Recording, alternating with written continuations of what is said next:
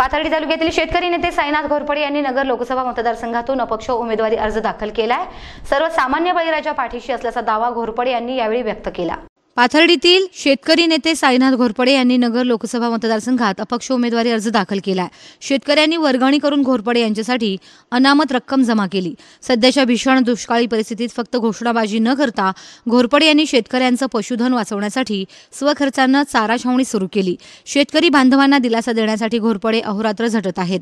त्यामुळे लोकसभेसाठी त्यांना उमेदवारी करण्याचा आग्रह केल्याचं शेतकऱ्यांनी सांगितलं।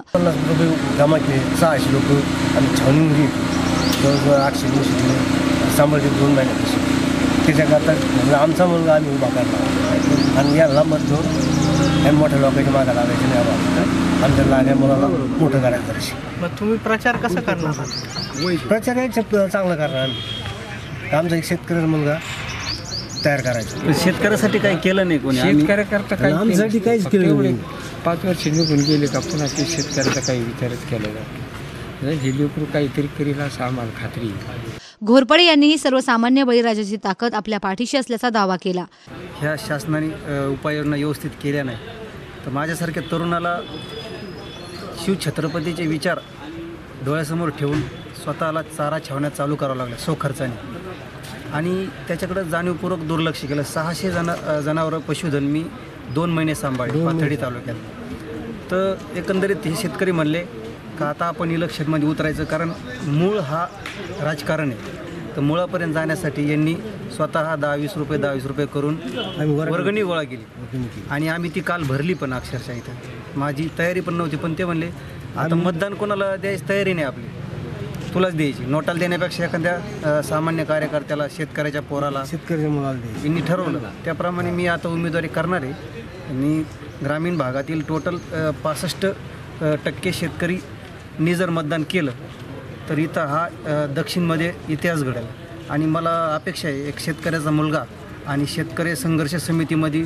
वेळोवेळी डॉक्टर अजित नवलेच्या चळवळीत मी सहभाग घेतलेला आहे। 5-7 वर्षापासून या शेतकरी चळवळीत आहे। पण एक आपण शेतकऱ्याचा मुलगा असल्यामुळे मी हे विचार डोक्यात समून फॉर्म भरत आहे। नाराजी म्हणजे आता यांना मतदान नाही द्यायचं म्हणून त्यांना देणं पण चुकीचं आहे, कारण ते कधी त्यांना पाठिंबा देते त्यांना भरोसा नाही। आजपर्यंत आपण इथून मागं पाहिलं आहे, एकदा निवडणूक झाली का गोरगरीब सर्वसामान्यांचा अजिबात विचार केला जात नाही। त्यांचं काय ठरतं काय नाही हे त्यांनाच कळतं आणि ते कोणालाही पाठिंबा देऊ। राष्ट्रवादीचा आला काय भाजपचा आला पाहिजे, राष्ट्रवादीचा आला तरी की त्याची गॅरंटी नाही भाजपला सपोर्ट देऊ शकतात ते। आणि मग मी एवढी गॅरंटी देतो, अपक्ष निवडून आल्यानंतर मी लोकांच्या मध्ये 5 वर्ष राहणार आहे। मी काय पळकोट्यावणी पळणार नाही इतर उमेदवारासारखा। निवडणूक झाली का लगेच पळून जाणार। आता 5 दिवस मजा आहे सगळ्याची, 10 दिवस, त्याच्यानंतर 5 वर्ष कोणी फिरकणार नाही आमच्याकडे। आम्हाला ही जाणीव आहे, त्याकरता आम्ही हे फॉर्म भरत आहे। आता ही वेळ येऊन नाही दोघांना मतदान नाही द्यायचं मग नोटाला द्यायचं का? नोटाला देणं सुद्धा चुकीचं आहे। आपण स्वतःचा फॉर्म भरायचा, स्वतःला मतदान घडून आणायचा प्रयत्न करायचा आणि शेतकऱ्यांनी एकजूट दाखवलीच पाहिजे यातून, त्याशिवाय पर्यायच राहिला नाही। कारण भारत स्वतंत्र झाल्यापासून शेतकऱ्याचे प्रश्न सुटलेले नाहीत। आता नुसते जाहिराती त्याच्यातच वेळ जातोय, प्रॉपर कामं काही नाहीत।